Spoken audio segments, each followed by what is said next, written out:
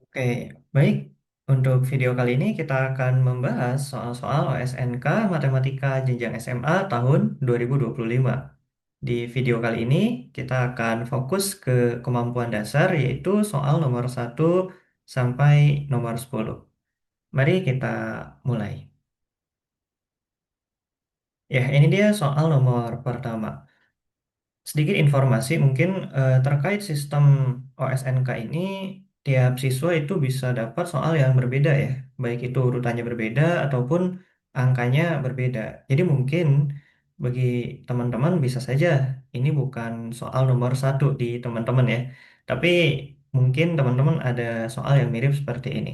Jadi boleh dipelajari konsepnya, caranya, lalu diterapkan pada soal yang teman-teman hadapi. Oke, mari kita mulai. Soal nomor 1 ini tentang geometri. Ada persegi panjang ABCD dengan AB-nya yaitu panjang adalah 68 dan lebarnya yaitu 27. Kemudian ada titik-titik seperti ini, E, F, G, H yang ia membentuk garis ya. Ada garis AG, EC, DF, dan HB yang dia memiliki kesejajaran. Kemudian diketahui juga di sini AF sama dengan BE, sama dengan CH, sama dengan DG, sama dengan 54. Jadi dari A ke F, ini panjangnya adalah 54. Sedangkan diketahui jika dari A ke B adalah 68, sehingga kita peroleh panjang FB-nya 14 ya. 54 tambah 14 hasilnya 68. Luas daerah yang diarsir yang dibatasi oleh keempat garis AG, BE. Oh ini AG, BH ya, CE dan DF. AG, BH, CE dan DF ya, yaitu yang diarsir yang di tengah ini, belah ketupat. Oke, ini yang kita cari. Luas dari belah ketupat. Rumus luas belah ketupat itu adalah diagonal 1 kali diagonal 2 dibagi 2. Berarti kita perlu cari diagonal satunya berapa, diagonal 2-nya berapa, kemudian nanti kita substitusi ya ke rumus belah ketupat. Oke, kita misalkan diagonal 1 itu yang vertikal, panjang dari atas ke bawah ya. Dan diagonal kedua yang horizontal yang ini. Kalau kita amati karena DH, hmm, DF maaf, dan HB itu dia sejajar, maka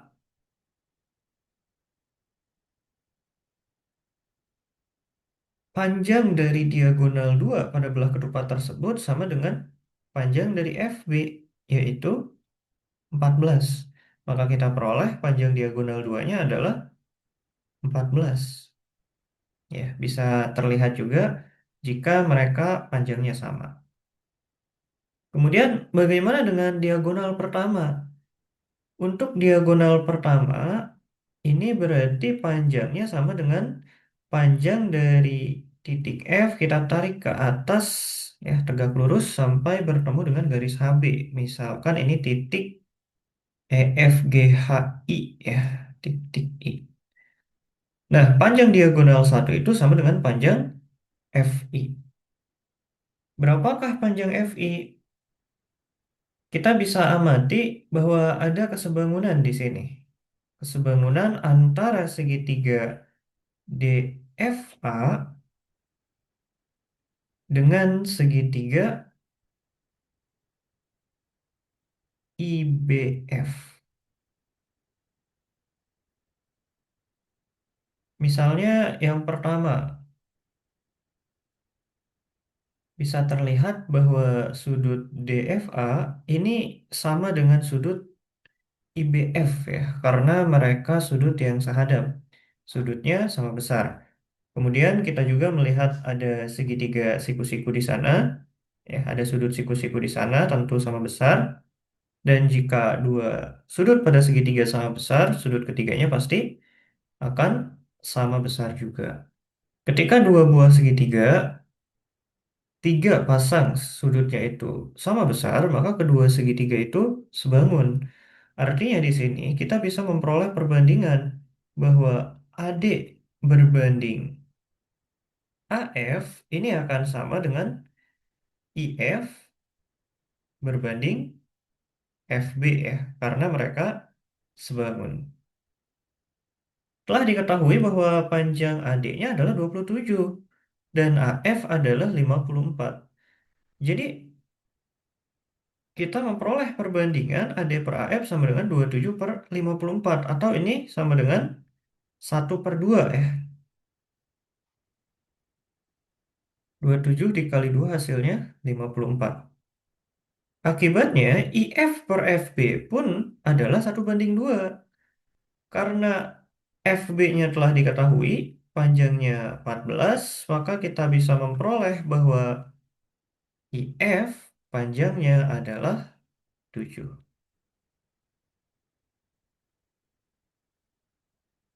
Jadi inilah dia panjang diagonal satu ya, sama dengan panjang IF yaitu 7.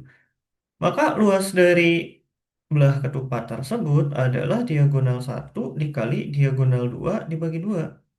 14 dibagi 2 hasilnya 7, 7 kali 7 hasilnya 49. Dan inilah dia jawaban soal nomor pertama yaitu 49. Next, kita ke soal yang kedua. Suatu polinomial memenuhi persamaan P 5B, 5 pangkat B plus 1 sama dengan 5 pangkat 5B plus 4 untuk setiap bilangan bulat positif B. Nilai P3 adalah, sebagai catatan, untuk soal nomor 2 ini ada sedikit kesalahan sepertinya, karena nanti B-nya itu yang memenuhi bukan bilangan bulat. Jadi ini akan lebih tepat jika kata bulatnya dihapus. Jadi B-nya adalah bilangan positif ya. Bilangan real positif itu lebih tepat. Oke, kita coba lihat di sini. Yang ditanyakan adalah P3. Berarti kita ingin domain dari polinomial itu adalah 3. Artinya kita harus menyesuaikan domain ini ya, 5 pangkat B plus 1 nilainya 3. Ketika 5 pangkat B plus 1 nilainya 3, hasilnya berapa? Oke, kita langsung saja sama dengan kan 5 pangkat B plus 1 sama dengan 3. Berarti 5 pangkat B sama dengan 2. Nah, inilah yang menjadi alasan kenapa tadi B-nya itu tidak bulat. Karena ya terlihat jelas ya, B-nya bukan bulat. Yang kita ketahui di sini B-nya jelas positif ya. Dia tidak bulat. Kita tidak tahu berapa nilai B-nya, tapi yang kita tahu 5 pangkat B-nya adalah 2. Dan informasi ini cukup untuk kita bisa menyelesaikan soal tersebut. Oke, kita lihat di sini hasil dari polinomial tersebut adalah 5 pangkat 5B ditambah 4. Ya. Jika tadi 5 pangkat B-nya sama dengan 2, maka kita akan coba substitusi ke bentuk 5 pangkat 5B tambah 4. 5 pangkat 5B ya. 5B itu sama dengan B dikali 5. Kemudian di sini ada perpangkatan ya, ada perkalian dalam perpangkatan, maka dia adalah pangkat yang dipangkatkan ya. 5 pangkat B kali 5 sama dengan 5 pangkat B pangkat 5. Dan karena diketahui 5 pangkat B-nya adalah 2, maka kita peroleh 2 pangkat 5 hasilnya 32 ditambah 4 sehingga 36. Dan inilah dia jawaban soal nomor kedua ya. Berapakah nilai P3? berapakah nilai polinomial ketika domainnya adalah 3? Ketika domainnya 3, 5 pangkat B-nya harus 2. Ketika 5 pangkat B-nya bernilai 2, hasilnya adalah 36. Oke, next ke soal berikutnya. Soal nomor ketiga. Afif menuliskan 8 bilangan bulat positif berbeda yang lebih kecil dari 16. Ia memastikan bahwa penjumlahan dua bilangan manapun di antara 8 bilangan tersebut tidak pernah sama dengan 16. Bilangan yang pasti ditulis Afif adalah, sekilas sebetulnya kita bisa langsung mengetahui jawabannya, bahwa jawaban dari soal nomor 3 adalah 8. Karena 8 itu dia tidak punya angka lain ya. Jadi kan ketika di sini bilangannya itu bilangan bulat positif lebih kecil dari 16, maka dia bernilai 1, 2, 3 ya, sampai maksimalnya adalah 15. Di antara bilangan-bilangan ini yang dia itu tidak memiliki teman agar jumlahnya 16, itu adalah 8. Maksudnya 8 ini ditambah berapa agar dia hasilnya jadi 16 ya. Tidak ada. Maka 8 ini bisa dikatakan menjadi jawaban ya dari soal nomor 3.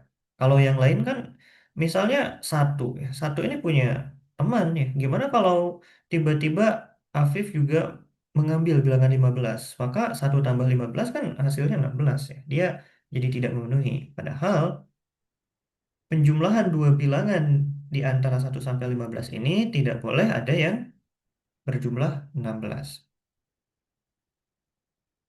Jadi bisa dikatakan bahwa jawaban dari soal nomor 3 adalah 8. Coba kita perjelas ya jawaban dari soal ini. Apakah 8 itu pasti dibawa oleh Apip seperti itu? Coba kita tulis 1, 2, 3, 4, 5, 6, 7, 8, 9, 10, 11, 12, 13, 14, 15. Inilah bilangan yang tersedia dan Apif harus mengambil 8 bilangan di antaranya. Sedemikian sehingga tidak ada dua bilangan yang berjumlah 16. 8 bilangan yang bisa dipilih Afif adalah, kita ambil 9 sampai 15, ini ada 7 bilangan, kemudian tambah satu bilangan yaitu 8. Jadi total 8 bilangan. Afif bisa saja memilih 8 bilangan tersebut seperti ini, yang artinya 1, 2, 3, 4, 5, 6, 7 tidak wajib dibawa oleh Afif, karena bisa saja soal terpenuhi tanpa 1, 2, 3 sampai 7 itu dibawa oleh Afif. Jadi jawabannya bukan di antara 1 sampai 7. Pun sama, jika yang kita ambil adalah bilangan 1 sampai 7, kemudian ditambah bilangan 8. Ini pun memenuhi soal. Tidak ada dua bilangan di sini yang berjumlah 16. Dan kita bisa melihat soal bisa terpenuhi tanpa harus membawa 9, 10, 11, sampai 15. Akibatnya, mereka juga bukan jawaban dari soal nomor 3. Maka bisa kita lihat 8 ini harus dibawa ya, harus melengkapi. Dan akibatnya jawaban dari soal nomor 3 adalah 8. Ini sebetulnya soal yang sederhana, terkadang bisa diketahui ya jawabannya dalam waktu kurang dari 1 menit mungkin. Namun untuk pembuktian formalnya itu yang cukup sulit sebetulnya. Bahwa bagaimana memastikan bahwa 8 itu adalah jawabannya. Tapi kurang lebih logikanya seperti tadi. Next, kita ke soal nomor keempat. Diketahui bahwa koefisien suku X kuadrat dari penjabaran X plus 3 pangkat N adalah 81K untuk K bilangan asli. Nilai terkecil K yang mungkin memenuhi syarat tersebut adalah, jadi kita tidak tahu di sini berapa nilai N-nya, berapa nilai K-nya ya, dan itu yang harus kita cari tahu. K-nya harus terkecil sekecil mungkin ya, dan akibatnya nilai N-nya juga dia harus sekecil mungkin. Coba kita ambil misal N-nya 2. Ya, karena kalau N-nya 1 dia tidak akan memunculkan suku X kuadrat. Tapi kalau N-nya 2, X plus 3 pangkat 2 itu akan memunculkan suku X kuadrat. Namun di sini koefisien dari X kuadrat tersebut adalah 1. Sedangkan yang diminta oleh soal koefisiennya adalah kelipatan 81. Akibatnya di sini kita harus cari berapa nilai N sedemikian sehingga ketika bentuk itu diuraikan akan memunculkan suku X kuadrat yang koefisiennya adalah kelipatan 81. Dan untuk menjawab soal ini kita akan coba menggunakan rumus binomial Newton. Ya, rumusnya berbunyi sebagai berikut. Jika ada bentuk X plus 3 pangkat N, maka bentuk itu bisa diuraikan menjadi sigma I sama dengan 0 N kali 3 pangkat N min I dikali X pangkat I dikali kombinasi N I. Nah, sekilas terlihat panjang, terlihat rumit, tapi sebetulnya ini sangat sederhana sekali penggunaannya. Kita coba lihat.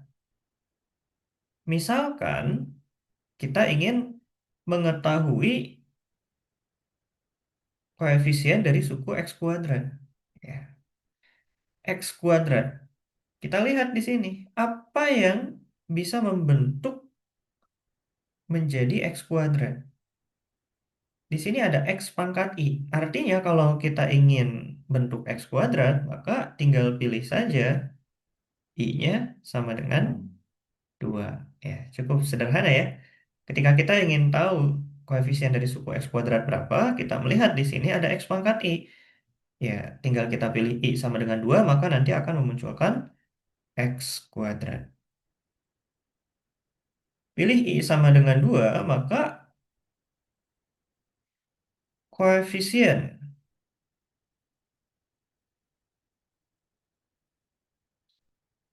variabel X kuadrat ya. Koefisien dari X kuadrat pada bentuk X plus 3 pangkat N adalah, nah ketika I-nya kita pilih 2, maka 3 pangkat N min I-nya juga di sini berubah menjadi 2 dan I yang dikombinasi juga berubah menjadi 2. Seperti itu. Inilah dia koefisiennya. Jadi X pangkat I-nya ini adalah variabelnya. Kemudian 3 pangkat N min I kan ini bilangan. Kombinasi NI juga ini bilangan. Jadi koefisiennya adalah perkalian dua bilangan itu. Dan inilah dia koefisien dari X kuadrat. Ya, bergantung dengan nilai N yang diberikan. Kalau N-nya 2, boleh substitusi ke sini, pasti dapatnya 1 ya. Karena jelas ya, koefisien X kuadrat ketika N-nya 2 adalah 1. Nah, kita ingin mencari nilai N berapa sehingga koefisien X kuadratnya adalah kelipatan 81. Langsung saja kita sama dengankan ya. Kita ingin koefisien X kuadrat yaitu 3 pangkat N min I kali kombinasi N2, dia sama dengan kelipatan 81 atau 81K. Bisa kita amati di sini 81 itu adalah 3 pangkat 4. Maka, oh ini mohon maaf, ini sudah berubah jadi 2 ya. Maka kita buat saja bentuk ini 3 pangkat, kebetulan kita punya 3 pangkat, kita ubah menjadi 3 pangkat 4 juga. Sehingga diperoleh nilai N-nya adalah 6 ya.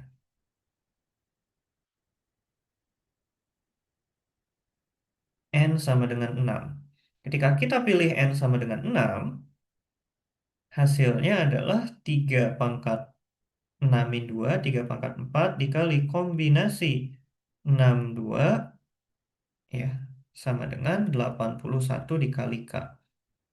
3 pangkat 4 ini kan 81, bisa kita coret. Kombinasi 62 bisa kita hitung. 6 kali 5 bagi 2, hasilnya 15. 15 sama dengan K. Dan diperolehlah nilai K yang memenuhi adalah 15. Namun hati-hati, belum tentu ini menjadi jawaban dari soal nomor 4. Kita di sini baru menemukan bahwa ketika n-nya itu adalah 6, maka koefisien x kuadratnya akan menjadi kelipatan 81. Namun kita tidak tahu apakah itu adalah nilai K terkecil yang mungkin. Jadi tetap harus dicek ya. Tadi kan ketika kita uji n sama dengan 2 dia tidak memenuhi. Kita uji n sama dengan 6 memenuhi ya. Nah, jadi cukup coba bagaimana kalau n-nya 5, bagaimana kalau n-nya 4 ya. Bagaimana kalau n-nya 3. Cukup sampai situ. Apakah nanti bisa diperoleh nilai K bilangan asli? Ya. Kalau tidak ada ya, maka nilai K terkecil adalah yang barusan, yaitu K sama dengan 15. Jadi ini untuk apa ya namanya? Sebagai cek ulang ya, karena bisa saja nilai K-nya lebih kecil dari 15. Coba kita cek untuk N yang lebih kecil, tadi kan 6, kita sekarang pilih 5. Maka ini akan menjadi 3 pangkat 3, kemudian ini akan menjadi kombinasi 52 sama dengan 81 dikali K. Ini K-nya desimal ya, karena ini 3 pangkat 3, 81 itu 3 pangkat 4, sedangkan kombinasi 52 itu 5 kali 4 bagi 2, 10, 2 kali 5. Jadi 3 pangkat 4-nya ini tidak bisa dihabiskan oleh ruas kiri, maka K-nya nanti jadi desimal. Sedangkan soal ingin K-nya adalah bilangan asli. Maka N sama dengan 5 juga tidak memenuhi ya. Nah, coba N sama dengan 4, coba N sama dengan 3. Apakah ada yang memenuhi? Jika N sama dengan 4 tidak, N sama dengan 3 juga tidak, maka jawaban untuk soal nomor 4, N-nya adalah 6. Dan saat N sama dengan 6, maka K sama dengan 15. Ya. Boleh dicek untuk yang 4, dan bisa dicek juga untuk yang 3. Ya, nanti sebetulnya akan diperoleh K-nya desimal juga ya. Jadi nilai K terkecil adalah 15. Inilah jawaban soal nomor keempat. Next, kita ke soal nomor kelima ya.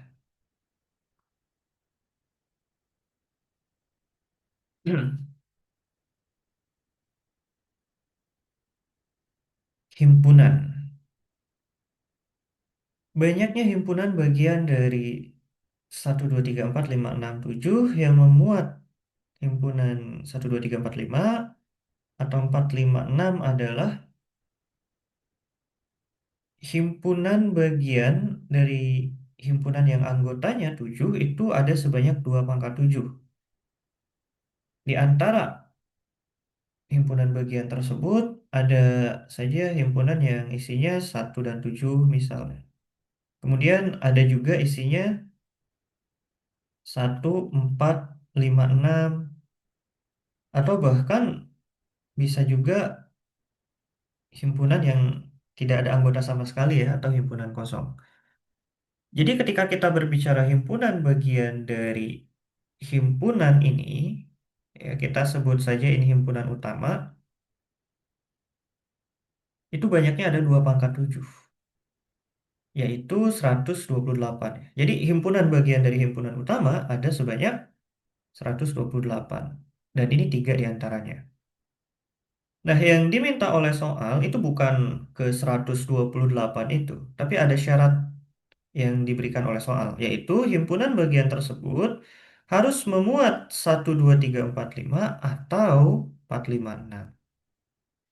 Kita lihat himpunan bagian yang pertama ini dia tidak memenuhi, ya, himpunan kosong apalagi dia tidak memenuhi. Sedangkan himpunan yang 1, 4, 5, 6 dia memenuhi. Dia adalah himpunan bagian yang memuat 4, 5, 6. Jadi inilah yang diminta oleh soal. Inilah yang dicari oleh soal. Himpunan yang seperti ini. Oke, bagaimana cara menyelesaikannya? Caranya adalah kita jumlahkan saja. Ya, jumlahkan saja antara banyak himpunan bagian BHB yang memuat 1, 2, 3, 4, 5. Nah, jadi banyak himpunan bagian yang memuat 1, 2, 3, 4, 5. Kita jumlahkan dengan banyak himpunan bagian yang memuat 4, 5, 6. Tapi ini nanti kita harus kurangi dengan irisannya, yaitu banyak himpunan bagian yang memuat irisan dari ini adalah 1, 2, 3, 4, 5, 6. Ya. Himpunan bagian yang memuat ini dia adalah masuk ke sini ya, dia juga masuk ke sini. Jadi itulah yang disebut irisan. Karena nanti irisan itu kan kalau di himpunan bagian pertama dihitung, himpunan bagian kedua juga dihitung, maka dia terhitung 2 kali, makanya kita kurangi ya dengan irisan tersebut, yaitu ini dia. Oke, bagaimana sekarang ya? Bagaimana caranya kita menghitung himpunan bagian yang memuat anggota-anggota tertentu? Maksudnya kan kalau ditanya himpunan bagian secara keseluruhan berapa? Langsung aja 2 pangkat isi anggotanya. Tapi kalau misalnya ada syarat seperti ini, bagaimana caranya? Kita coba lihat. Diinginkan himpunan bagian tersebut memuat 1, 2, 3, 4, 5. Jadi anggota 1, 2, 3, 4, 5 mau tidak mau harus dibawa ya ke himpunan bagian itu. Tersisa anggota 6 dan 7. Ini bebas, mau dibawa boleh, enggak juga enggak apa-apa. Maka kita cek ada berapa kemungkinan kondisi anggota 6 dan 7 ini. Bisa saja 6 dan 7 itu dia tidak dibawa, atau bisa saja yang terbawa itu 6 saja, 7-nya tidak, atau bisa saja 7 saja yang terbawa, 6-nya tidak, atau bisa saja keduanya. Jadi ada 4 kondisi ya dari 6 dan 7 ini. Nanti 4 kondisi inilah yang akan mengisi anggota lain pada himpunan bagian itu. Jadi himpunan bagian yang kelompok pertama ini kan dia harus memuat 1, 2, 3, 4, 5. Tapi namanya himpunan kan kita berbicara anggota ya. Anggota yang pastinya ini. Nah, anggota yang lainnya apa? Nah, anggota yang lainnya itu bisa kosong berarti tidak ada anggota lain, atau bisa saja 6 saja yang masuk menjadi anggota itu, atau bisa saja 7 aja yang masuk, atau bisa saja 6 dan 7 keduanya masuk. Ya. Dan ini ada 4. Dan jika kita lihat 4 ini itu adalah himpunan bagian dari anggota yang tersisa. Anggota yang tersisa ada 2, banyak himpunan bagiannya 2 pangkat 2 yaitu 4. Jadi untuk kelompok pertama, banyak himpunan bagian yang memenuhi 1, 2, 3, 4, 5 ini ada 4 himpunan ya. Bagaimana dengan kelompok yang kedua? Kalau kita sudah paham yang pertama, sisanya itu akan mudah. Kita ingin himpunan bagian yang memuat 4, 5, 6. Artinya 4, 5, 6 harus ikut dan anggota yang tersisa adalah 1, Satu, dua, tiga, tujuh. Ini anggota yang tersisa yang dia bisa diikutkan atau tidak. Dan banyak kemungkinan ikut tidaknya keempat anggota ini sama dengan banyak himpunan bagian dari keempat anggota ini. Ya, 2 pangkat 4 yaitu 16. Ya, jadi ada 16 cara bagaimana empat anggota tersisa ini akan diikutkan dalam himpunan bagian kelompok kedua. Ada 2 pangkat 4 ya, 16 berarti. 16 himpunan. Jadi ada 16 himpunan bagian dari himpunan utama yang memuat 4, 5, dan 6. Next, yang terakhir. Ya, berapa banyak himpunan bagian yang memuat 1, 2, 3 sampai 6? Kalau 1 sampai 6 itu ikut, ya dia harus ikut, maka yang bebasnya itu adalah anggota 7 saja. Dia bisa ikut atau tidak. Ya, anggota yang tersisanya hanya ada satu. Berarti himpunan bagiannya adalah 2 pangkat 1. Ada 2 pangkat 1 ya. Ada 2 pangkat 1 itu dua. Ada dua himpunan yang menjadi irisannya ya. Yaitu 1, 2, 3, 4, 5, 6 dan 1, 2, 3, 4, 5, 6, 7. Ya, dua, dua himpunan itu yang menjadi irisan. Ya, ini selesai ya, tinggal kita jumlahkan dan kurangkan. 4 tambah 16 itu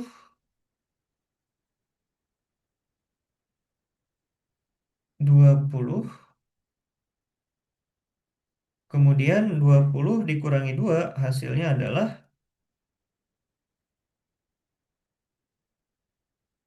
18. Ya, jadi jawaban dari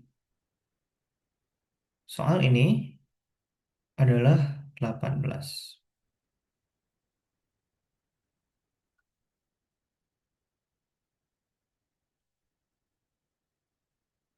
Lanjut kita ke soal berikutnya, soal nomor ke-6 ya.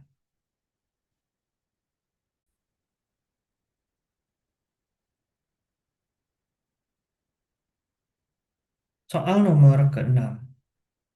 Bilangan bulat positif terkecil n sehingga n faktorial habis dibagi oleh 2530. Oke, ini cukup sederhana ya, namun memang harus teliti. Kita coba uraikan terlebih dahulu 2530. Kita cari faktor dari 2530. Boleh pakai pohon faktor, namun jika saya ini lebih fleksibel seperti ini ya. 253 dikali 10. 253 bisa kita lihat 2 tambah 3 ya, ujung tambah ujung hasilnya yang tengah. 2 tambah 3 hasilnya 5. Berarti ini kelipatan 11 ya, yaitu 23 dikali 11 ya. Kemudian ini 2, ini 5. Nah, maka inilah dia faktor dari 2530 yaitu 2 kali 5 kali 11 kali 23. Maka agar n faktorial habis dibagi 2530, maka jelas ya, n itu haruslah 23.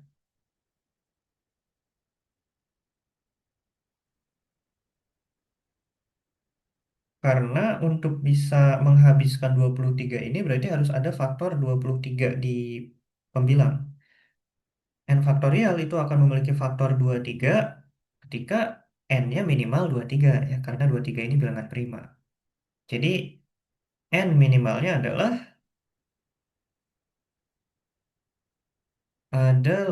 23 dan inilah dia jawaban dari soal nomor ke-6. Cukup sederhana ya. Next, soal nomor ke-7. Nah, ini baru menantang. Mungkin yang sebelumnya itu jadikan pemanasan ya, persiapan supaya siap dengan soal nomor 7. Oke, diketahui dua segitiga sama sisi ABD dan BCE. Oke ya, kita lihat di sini.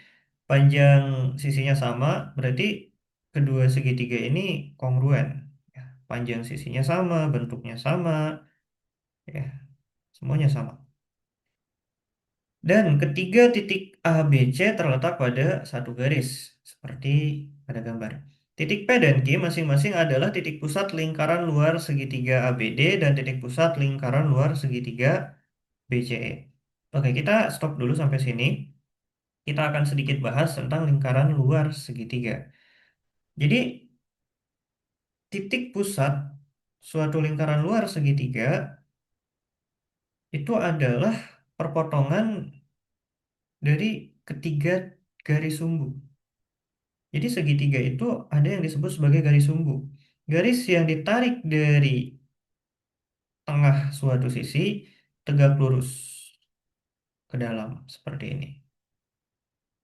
Nah, ini garis sumbu.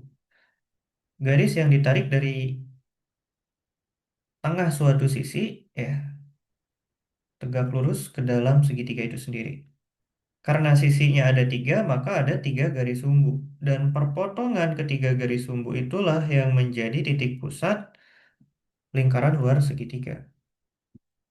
Nah, karena ini adalah segitiga sama sisi, maka ketiga garis sumbu itu juga adalah garis tingginya, adalah garis berat, adalah garis bagi. Garis sumbu ini dia bertemu dengan titik sudut di hadapannya ya. Karena memang tidak semua garis sumbu seperti itu. Ada garis sumbu yang tidak bertemu titik sudut. Bukan ada, tapi banyak ya. Tapi untuk segitiga sama sisi, garis sumbunya itu bertemu titik sudut di hadapannya. Dan garis sumbu itu adalah garis tinggi juga, garis bagi, dan garis berat. Ya, memotong dua bagian alas menjadi sama besar, yang menjadi tinggi dari segitiga, dan ia membagi dua sudut di hadapannya. Ya. Sudut di hadapannya menjadi dua sama besar. Jadi ini titik pusatnya itu berada di tengah-tengah sekali. Ada beberapa teori terkait titik yang di tengah-tengah segitiga sama sisi seperti ini. Yang pertama adalah itu bisa juga disebut sebagai titik berat. Titik berat itu memiliki perbandingan 2:1. Jadi dari titik sudut ke titik berat itu 2, ya kita sebut saja 2x. Titik berat ke bawah ini x. Jadi ada seperti itu. Kemudian terkait segitiga sama sisi juga jika misalnya panjang tingginya itu anggaplah 3x ya. Kita pakai ini. Ini ada 2x, ini x. Kemudian tingginya 3x, maka setengah sisinya ini ya dia akan menjadi x akar 3 panjangnya. Jadi kalau tingginya itu 3x, maka setengah sisinya ya itu menjadi x akar 3. Nah, itulah mungkin yang terkait dengan segitiga sama sisi ya, yang nanti bisa saya membantu.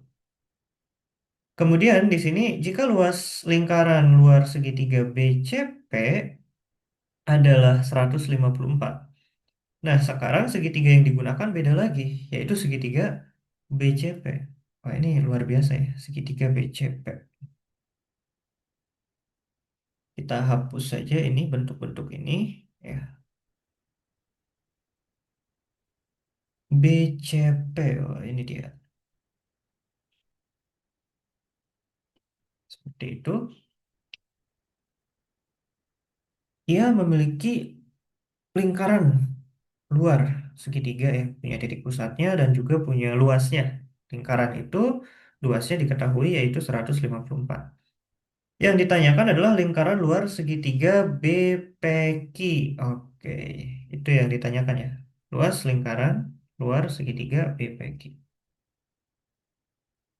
Terkait lingkaran luar segitiga, rumusnya itu yang umum adalah satu aja ya, yaitu rumus untuk mencari jari-jari. Jadi maksudnya gini, kalau kita punya segitiga, ya, segitiganya sembarang, betulnya sembarang. Yang misal diketahui ketiga sisi segitiga itu adalah ABC dan luas segitiganya adalah L, misal, maka jari-jari dari lingkaran tersebut itu bisa diketahui dengan rumus A kali B kali C per 4 kali luas segitiga.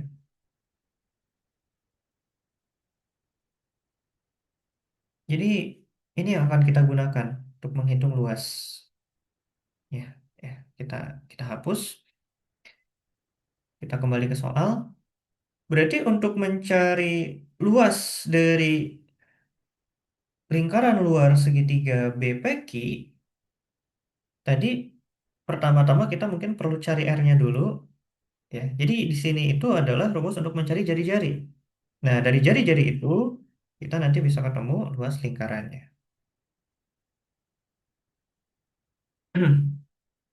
Kita coba amati dulu sedikit hal yang cukup unik dari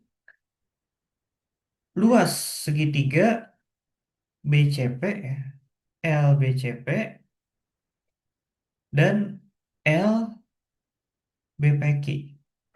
Karena kan nanti kita berbicara lingkaran luar segitiga.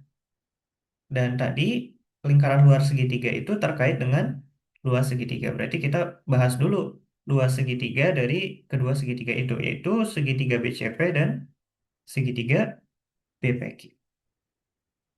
Oke, kita lihat pada segitiga BCP, alasnya adalah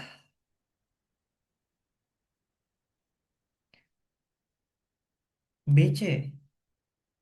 Sedangkan tingginya adalah jarak dari alas ke titik P.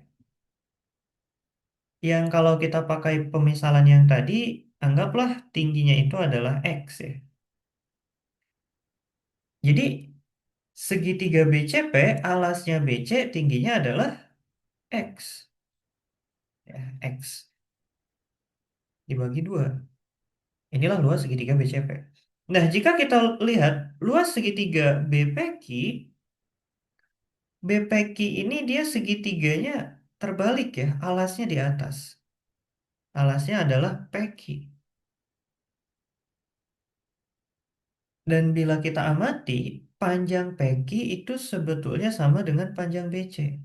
Jadi PQ CB ini adalah suatu jejar genjang. Karena PQ-nya sejajar dengan BC, ya, jelas, ya, titik yang sama, posisinya sama, ketinggiannya sama. Kemudian B ke P itu sama dengan C ke Q karena kedua segitiga tersebut kan identik. Dari titik sudut ke titik berat itu sama, ya, arahnya, sudutnya. Akibatnya mereka juga sejajar. Karena di sini ada dua sisi yang sejajar, maka BQCP, BPQC adalah jajar genjang. Karena jajar genjang, sisi-sisi yang berhadapan sama besar. Akibatnya panjang PQ sama dengan panjang BC. Akibatnya luas dari segitiga BPQ ini sama dengan luas segitiga BCP. Karena alasnya sama, ya, panjang PQ-nya sama dengan BC. Kemudian tingginya juga sama, yaitu X. Ya, tinggi dari segitiga BPQ dari alas ke puncak yaitu B. Panjangnya X dibagi 2. Karena BC sama dengan P. Karena BC sama dengan PQ, maka ya luas BCP sama dengan luas BPQ. Maka luas BCP sama dengan luas BPQ. Nah, ini mungkin nanti akan sangat membantu, ya. Karena kan kali lagi ketika kita berbicara tentang lingkaran luar segitiga, kita memerlukan luas dari segitiga itu sendiri. Oke, kita misalkan RBCP adalah jari-jari lingkaran luar segitiga BCP. Ya, tadi rumusnya adalah hasil kali perkalian sisi dari segitiga itu, hasil perkalian dari sisi-sisi segitiga itu, BCP segitiga sisinya kan berarti BP PC dikali BC ya, dibagi dengan 4 kali luas segitiga. Ya, kali L aja ya. Jadi kita misalkan luas BCP sama dengan luas BPQ sama dengan L. Maka jari-jari BCP adalah ini. Perkalian sisi-sisi segitiganya dibagi 4 kali luas segitiga itu. Kemudian di sisi lain RBPQ perkalian sisinya itu ternyata ada kemiripan. BPQ ada BP-nya ya sama dengan yang atas. Kemudian dikali PQ ya atau dikali BQ dulu. Kemudian dikali PQ. Nah, PQ juga sama dengan BC. Jadi ada banyak kemiripan di sini. Dibagi 4 kali luas segitiga BPQ yang nilainya juga adalah L. Sama juga. Akibatnya dari sini kalau kita hitung perbandingannya akan ada banyak yang tercoret ya. Jari-jari lingkaran luar segitiga BCP per jari-jari lingkaran luar segitiga BPQ adalah kita lihat di sini yang tercoret BP kita coret sama panjangnya 4 luas segitiganya juga kita coret besarnya sama BC dan PQ kita coret. Akibatnya perbandingan kedua jari-jari itu sama dengan perbandingan PC dan BQ. Ya. Dan dari perbandingan jari-jari nanti kita bisa hubungkan dengan perbandingan luas ya. Coba kita hitung terlebih dahulu berapakah perbandingan jari-jarinya. PC per BQ ya. Kita coba hitung PC-nya dahulu. Kalau tadi kita misalkan dari P ke alas itu adalah X, maka tinggi segitiganya kan jadi 3X ya. Tadi sudah kita bahas. Kemudian setengah dari sisi segitiga itu adalah X akar 3. Berarti kalau kita bicara sisinya ya dikali 2 2X akar 3. Dari sini ke sini ya sama ya, X akar 3. Nah, PC ini sebetulnya bisa dicari ya menggunakan Pitagoras, yaitu segitiga yang ini dia nih. Dari P ke bawah ya, ini segitiganya siku-siku. P ke bawah ini disebutnya A, B, C, D, E, F ya. Anggap ini adalah titik F. Nah, PF sudah diketahui X, FC sudah diketahui, ini kalau digabung jadi 3X akar 3 ya. Maka nanti PC-nya bisa diketahui. 3X akar 3 dikuadratkan kan jadi 27X kuadrat ya tambah X kuadrat jadi 28. Jadi ini adalah X akar 28. Nah, boleh dihitung saja. PC-nya nanti panjangnya adalah X akar 28. X akar 28. Nah, sedangkan Beki ini dia panjangnya sama dengan BP ya. Beki panjangnya sama dengan BP. Dan BP bisa kita hitung dengan Pitagoras yang sama, yaitu B segitiga BPF. BF-nya sudah diketahui, X akar 3, PF-nya X, berarti X akar 3 dikuadratkan 3X tambah X kuadrat. 4X kuadrat. Ya, diakarkan berarti X akar 4. Jadi ini adalah X akar 4. Ya, seperti itu. Bisa kita lihat X-nya dia tercoret. Ya. Jadi perbandingan antara PC per BQ adalah akar 28 per akar 4. Hasilnya adalah akar 7. Ya, akar 7 per akar 1. Ya, akar 7 per 1. Itulah perbandingan jari-jari BCP dan B peki, yaitu akar 7 per satu. Nah, kita bicara luasnya. Kalau kita tahu perbandingan jari-jari lingkarannya, bagaimana dengan luasnya?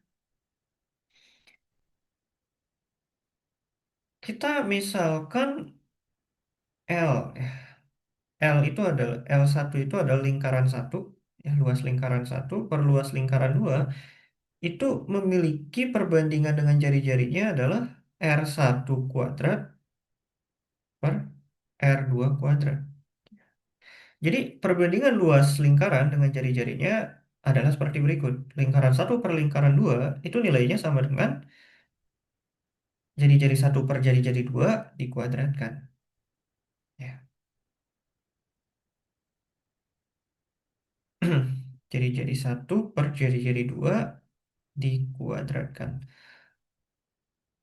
Nah, karena R1, anggaplah BCP ini satu ya. Kemudian yang BPK ini yang kedua. R1 per R2-nya sudah diketahui akar 7 per satu. Nah, kuadratkan hasilnya adalah 7 berbanding satu. L1 itu apa? Adalah lingkaran luar segitiga BCP. Sudah diketahui 154.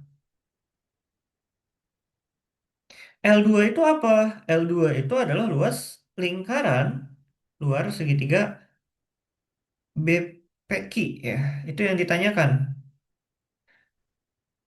Nah, ini yang ditanyakan. 7 per satu sama dengan 154 per yang ditanyakan. Maka yang ditanyakan itu nilainya adalah 154 per 7. 154 per 7 itu adalah 22. Ini dia jawaban dari soal nomor 7. Luas lingkaran luar segitiga BPQ adalah 22. Dari segi konsep ini tidak terlalu kompleks ya, masih termasuk sederhana. Namun memang melihat soalnya yang panjang, bentuknya yang asing itu yang membuat banyak orang terkadang langsung menghindar. Padahal kalau ini kita telisik, rumus-rumusnya masih termasuk yang cukup sederhana. Next, ke soal nomor ke-8.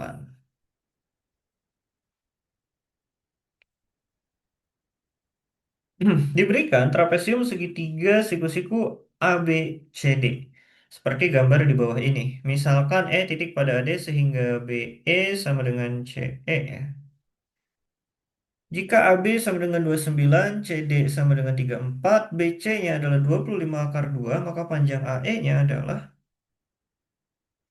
Oke, untuk menyelesaikan soal ini, langkah-langkah yang diperlukan adalah mencari AD terlebih dahulu, kemudian nanti kita cari AE-nya berapa. AD. AD ini kalau kita lihat dia tinggi dari trapesium tersebut ya.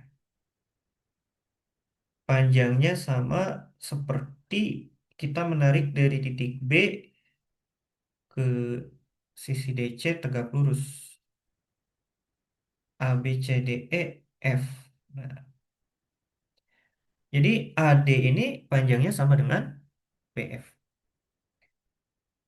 Karena AB ini 29 dan DC itu 34, ya, panjang DF ini 29 juga. DC-nya 34, maka FC kita peroleh hasilnya 5. FC-nya 5, BC-nya sudah diketahui 25 akar 2. Maka dengan Pitagoras kita bisa memperoleh panjang BF yaitu hasilnya adalah 35. Jadi BC-nya 25 akar 2 sudah diketahui, FC-nya 5 ya. Maka BF tinggal dihitung saja sisi miring kuadrat dikurangi FC kuadrat ya diakarkan dapat nanti panjang BF-nya adalah 35. Dan itu yang menjadi panjang dari AD ya adalah 35. Oke, sekarang kita cari AE-nya. Kita misalkan AE-nya adalah X. Ketika AE-nya X dan AD-nya 35, maka ED adalah 35 min X. Kita lihat BE sama dengan CE. Maka BE kuadrat itu sama dengan CE kuadrat. BE kuadrat berarti sama dengan 29 kuadrat tambah X kuadrat. CE kuadrat sama dengan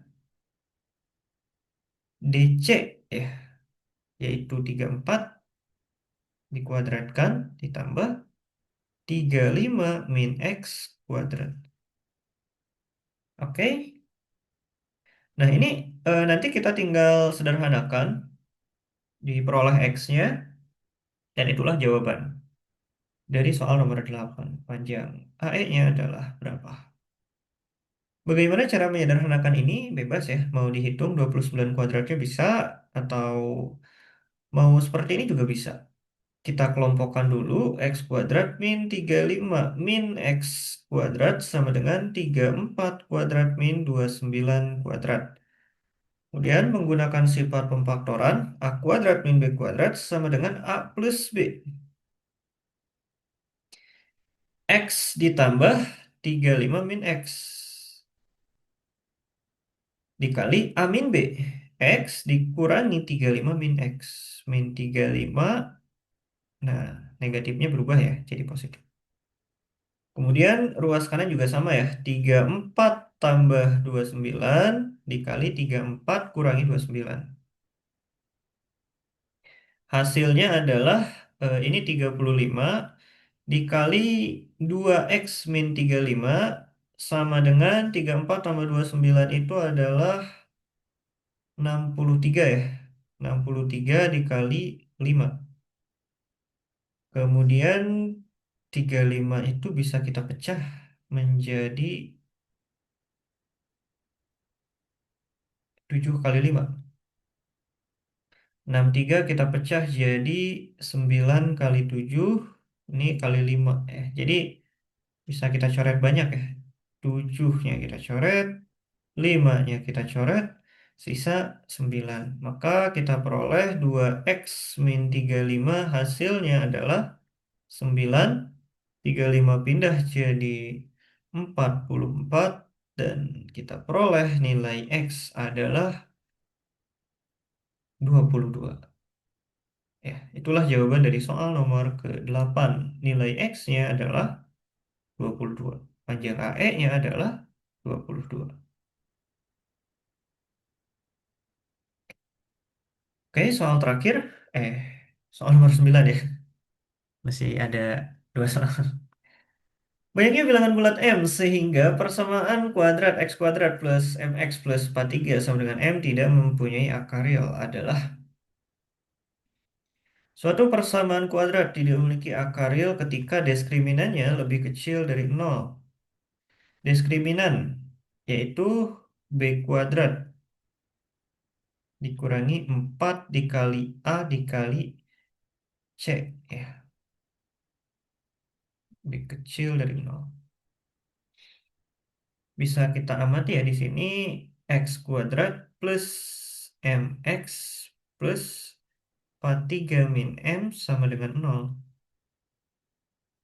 A-nya 1, ini nilai B-nya, ini nilai C-nya. Jadi nilai diskriminannya M kuadrat kurangi 4 kali A kali C. Ini harus lebih kecil dari 0. Kita sederhanakan menjadi M kuadrat ditambah 4M dikurangi 172 lebih kecil dari 0.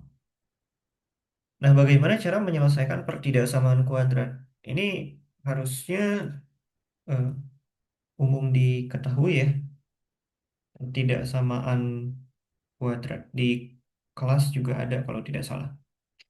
Ada 3 langkah untuk mencarinya. Yang pertama adalah cari akar, cari solusi atau pembuat nol dari ruas kiri, kemudian nanti uji titik, kemudian eh, buat garis dulu, kemudian uji titik. Jadi 3 langkahnya. Cari pembuat nolnya, buat garis uji titik. Oke, kita cari pembuat nol. Bagaimana mencari pembuat nol dari sini? Untuk mencari pembuat nol, kita bisa menggunakan pemfaktoran, tapi rasanya tidak bisa difaktorkan. Maka ya kita pakai rumus kuadratis ya, rumus ABC untuk mencari akarnya. Cari akar atau cari pembuat nol menggunakan rumus kuadratis. Min B, min 4 plus minus akar B kuadrat, 4 kuadrat dikurangi 4 kali A-nya 1, C-nya min 172. Ya, kita minusnya langsung pindahkan ke depan ya, jadi positif. 172-nya juga hilang ya minusnya. Dibagi 2. Sama dengan min 4 dibagi 2 hasilnya min 2 ya. Kemudian bisa kita lihat di sini 4 kuadrat itu 4 kali 4. Ya, 4 kali 4, ini ada 4. 4-nya kita tarik keluar jadi 2. 2-nya dicoret dengan yang bawah, maka dia menyisakan 4 tambah 1 kali 172. Ya. Jadi biar tidak susah ya menghitung ini, lumayan kan? 4 kali 172 belum diakarkan. Nah, kita faktorkan dulu 4-nya, bawa keluar akar, dia jadi 2, dan dia dibagi dengan yang di bawah, 2-nya hilang, jadilah seperti ini. Kemudian, ini eh, berapa nilainya? 4 tambah 172, 176 ya. 176 itu dia di antara 13 kuadrat dan 14 kuadrat. 13 kuadrat nilainya 169, 14 kuadrat nilainya 196. Berarti akar 176 itu kurang lebih 13, sekian. Min 2 plus minus 13, sekian. Nah, kita harus ubah jadi desimal ya, supaya nanti bisa menghitung lebih mudah. Oke, kita masuk ke langkah kedua. Ini cari akar. Yang kedua adalah buat garis. Apa yang dimaksud garis di sini? Yaitu adalah garis bilangan. Ada 0, kemudian ada min 1, satu atau angka-angka yang dibutuhkan. Tapi yang utamanya kita membutuhkan nilai akarnya ini. Di sini kan diperoleh M1-nya itu adalah min 2 plus 13, atau kita sederhanakan dulu mungkin, ya. Berarti M1-nya adalah min 2 plus 13, sekian. Min 2 plus 13 berarti 11, sekian ya. 13 saja kurangi dengan 2, komanya abaikan. M2 ini min 2 min 13, jadi min 15, sekian. Ya,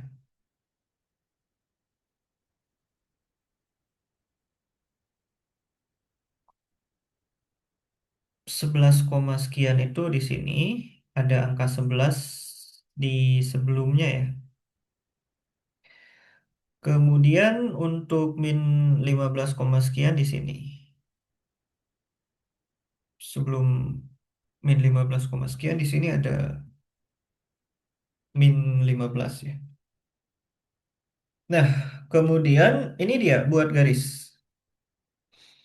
Buat garis selesai. Jadi buat garis bilangan, kemudian buat tiang akarnya. Langkah ketiga adalah uji titik. Kita ambil satu titik yang bukan akar, misal 0.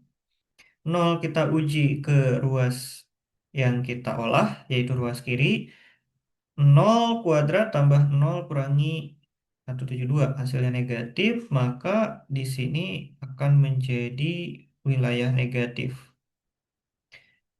Kemudian karena yang diminta adalah lebih kecil dari 0 atau daerah negatif, maka inilah dia solusi dari M, yaitu di antara min 15, sekian sampai 11, sekian. Kalau ingin M-nya itu adalah bilangan bulat, Maka ya nilai M yang memenuhi adalah dari min 15 sampai 11. Min 15 sampai min 1 itu 15. 1 sampai 11 itu 11. Tambah 0 itu 1. 15 tambah 1 16 tambah 11. Jadi 27. Jadi ada 27 bilangan bulat M yang memenuhi. Sehingga persamaan kuadrat itu tidak memiliki akar real. Oke, next. Soal terakhir. Banyaknya solusi persamaan n kuadrat plus 4m plus 3 sama dengan 16n dengan m dan n-nya bilangan asli dan n-nya di antara 1 sampai 150. Ini seperti yang barusan ya, tentang persamaan kuadrat.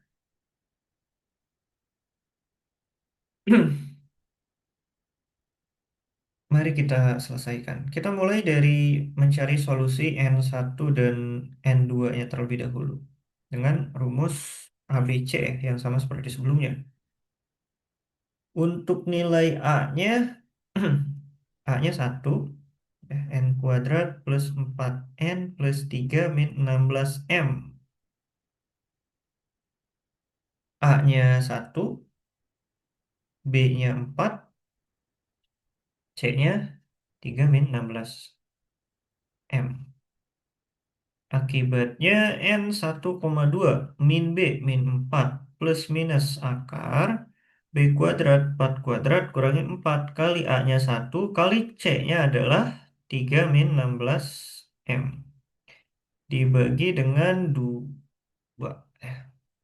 Kemudian dengan cara pembagian seperti sebelumnya, min 4 dibagi 2 itu min 2. Plus minus.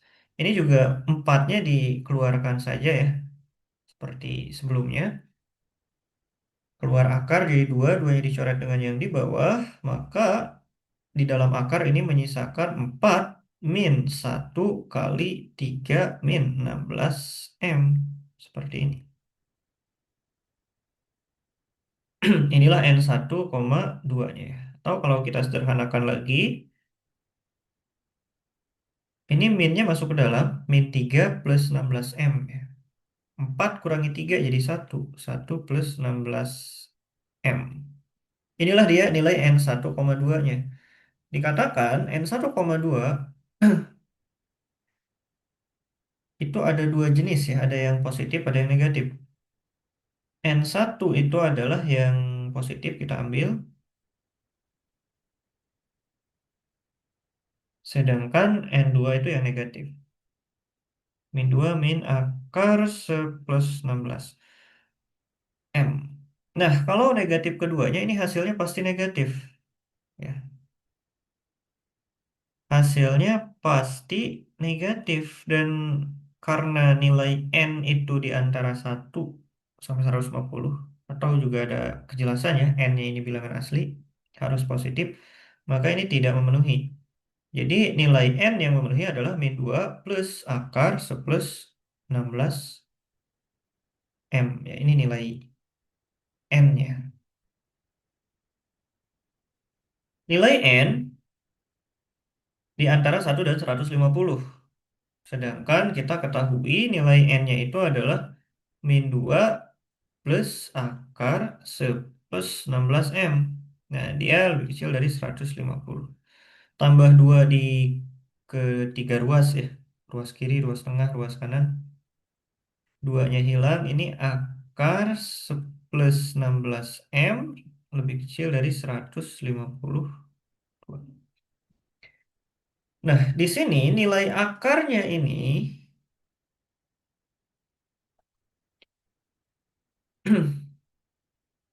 dia kita coba misalkan dengan A ya. Misal nilai ini ya, A sama dengan akar plus 16M. Nah, karena N itu adalah min 2 tambah A, maka A-nya ini harus bulat. A-nya harus bulat agar N-nya bulat. Bilangan A yang bulat di antara 3 sampai 152 itu kan terbatas ya, 3, 4, 5, dan seterusnya. Nah, nanti kita akan analisis mana di antara itu yang memenuhi. Dengan A-nya ini bilangan bulat ya, atau bilangan asli juga bisa ya. Bilangan asli. Nah, nilai A-nya itu kan berarti di antara 3, 4, 5, 6, 7, 8, 9, sampai 152. Dari 3 sampai 152. Inilah pilihan nilai A-nya ya, di antara 3 sampai 152. Nah, tapi di antara nilai A ini kita harus pastikan M-nya nanti itu adalah bilangan asli. Contoh, jika A-nya 3, maka 3 sama dengan akar 1 plus 16M. 3 kuadrat 9 sama dengan 1 plus 16M. Ya, satu pindah, M-nya akan jadi desimal. Jadi A-nya juga ini tidak bisa sembarangan. Kita harus tahu A mana saja yang memenuhi. A sama dengan akar 1 plus 16M. Artinya A kuadrat sama dengan 1 plus 16M ya. Atau A kuadrat min 1 itu harus merupakan kelipatan 16.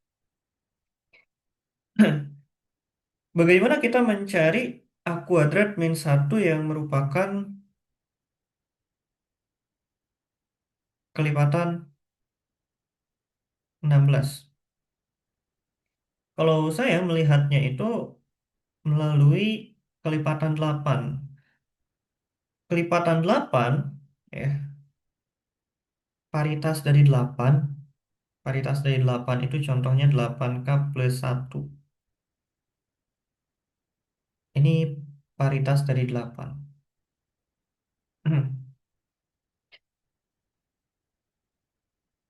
Jadi paritas dari 8 ya. Bilangan kelipatan 8 itu maksudnya bilangan asli itu bisa kita pecah ya, menjadi paritas 8, yaitu ada paritas pertama ya. Kelompok pertama ada kelompok 8K, kemudian ada kelompok 8K plus 1, kelompok 8K plus 2, sampai kelompok 8K plus 7. Nah, ini paritas. Kita membagi bilangan asli menjadi beberapa kelompok. Sehingga kelompok itu tidak ada irisan dan semuanya itu terbagi gitu. Semuanya punya kelompok, tidak ada yang tidak punya kelompok. Itu paritas.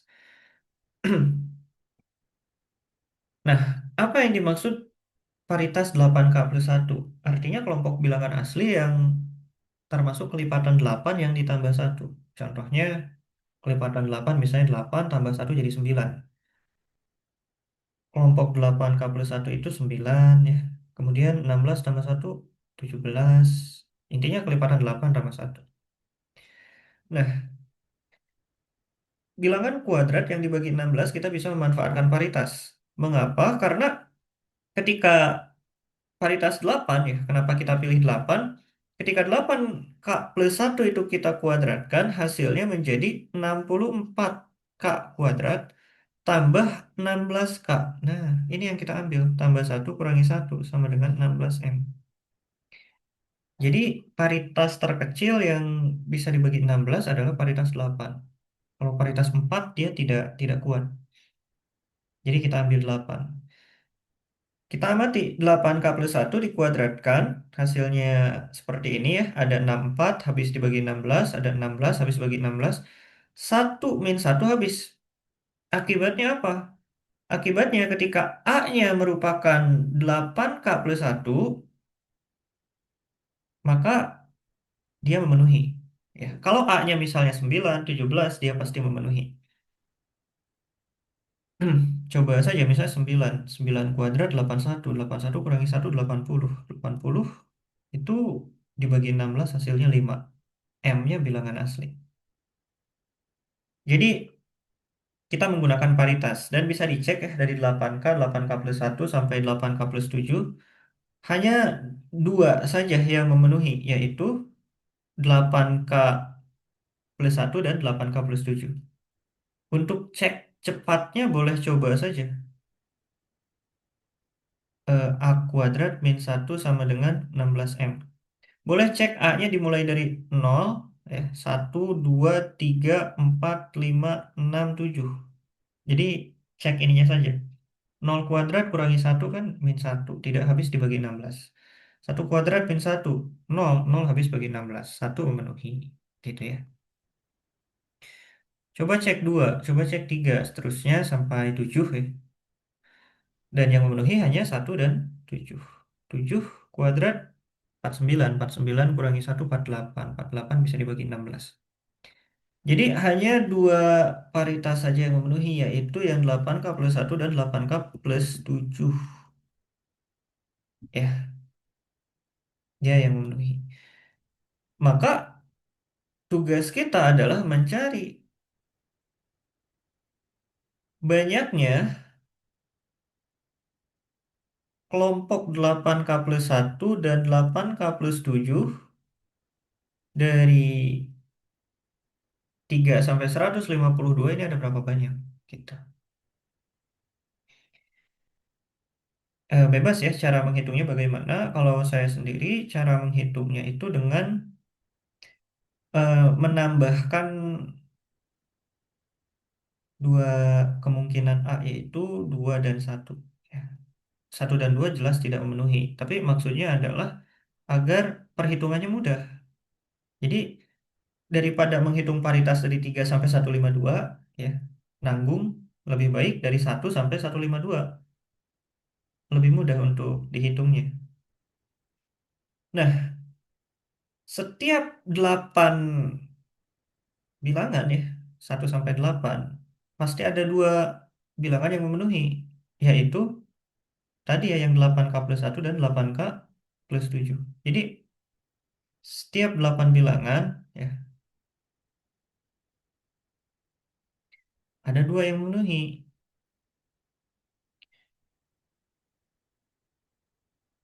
Ya, memang setiap 8 bilangan itu ada satu buah kelipatan 8, ada satu buah kelipatan 8K plus 1, ada satu buah kelipatan 8K plus 7, dan seterusnya. Jadi kalau kita butuh 8K plus 1 dan 8K plus 7, ya berarti masuknya dua bilangan. Ya, itu. Nah, dari 1 sampai 152, kita lihat ada berapa banyak kelompok 8 bilangan. Ini kebetulan juga bisa dibagi 8. Hasilnya bagus.